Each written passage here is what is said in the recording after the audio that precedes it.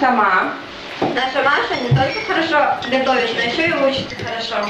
И не только, она участвует в различных олимпиадах. А вы знаете, она еще хороший друг и товарищ. А еще Маша умеет на пианино играть. Ну и умница. Еще она очень любит свою машинку. А знаете, Маша правая рука нашего тренера. Но самое главное, ребята, для Маши, конечно же, не верите? Сами посмотрите.